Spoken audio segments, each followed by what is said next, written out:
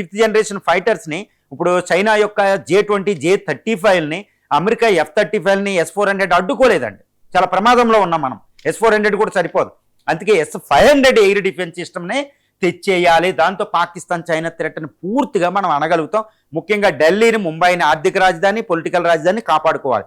కాబట్టి ఇండియా చాలా సీక్రెట్గా S-500 ఎయిర్ డిఫెన్స్ సిస్టమ్ అని పుతిన్ ఇండియా చాలా సీక్రెట్గా డీల్ చేసుకునే అవకాశం ఉంది. అది కూడా మనకు వచ్చేస్తుంది ఈ రెండు. దీంతో పాటు పుతిన్ భారతదేశానికి వచ్చినప్పుడు అతిపెద్ద ఒప్పందం, గ్లోబల్ మార్కెట్ని షేక్ చేసేది ఒక ఒప్పందం జరగబోతుంది. ఇది ఎలాంటిదంటే ఇరాన్ చైనా 25 సంవత్సరాలకు ఒక $500 బిలియన్ యొక్క ఆయిల్ ట్రేడ్ చేసేసుకునేవి.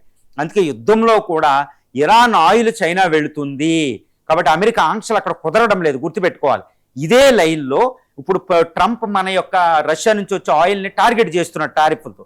దాన్ని బైపాస్ చేయాలంటే రష్యా ఇండియా ఒక లాంగ్ టర్మ్ ఆయిల్ డీల్ చేసుకోవాలి. కొన్ని $100s ఆఫ్ బిలియన్ వాల్యూ, తర్వాత బిలియన్స్ ఆఫ్ బ్యారల్స్ ఉన్న పెట్రోలియం మనం ఆయిల్ ట్రేడ్ చేసుకోవాలి డీలు. కాబట్టి ఇండియా రష్యాలు ఇప్పటికే లావ్రోవ్ ప్రకటించడం జరిగింది ఢిల్లీ విజిట్కి వచ్చినప్పుడు. భారత్ రష్యాల మధ్య ఈ పుతిన్ విజిట్ వచ్చినప్పుడు ఇంత లాంగ్ టర్మ్ 2 decades కంటే 20-30 సంవత్సరాలకే కొన్ని బిలియన్స్ ఆఫ్ పెట్రోలియం రిజర్వ్స్, తర్వాత గ్యాస్ క్యూబిక్ మీటర్ని మన ఇండియాకి సప్లై చేసే విధంగా లాంగ్ టర్మ్ ఎనర్జీ డీల్ అనేది ఒకటి కుదరబోతుంది. దీంతో ఇంకా ట్రంప్ ఆటలు సాగవు, టారిఫ్లు మనం బైపాస్ చేసుకోగలుగుతాం అనమాట.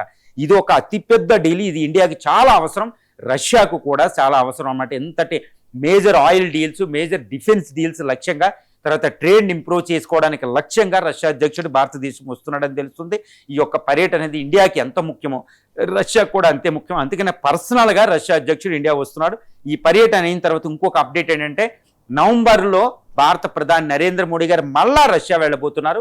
అక్కడ రష్యా ఇండియా సమ్మిట్ లెవెల్ డిస్కషన్స్గా అక్కడికి వెళ్ళబోతున్నారు అన్నమాట. ఇది ఒక అద్భుతం.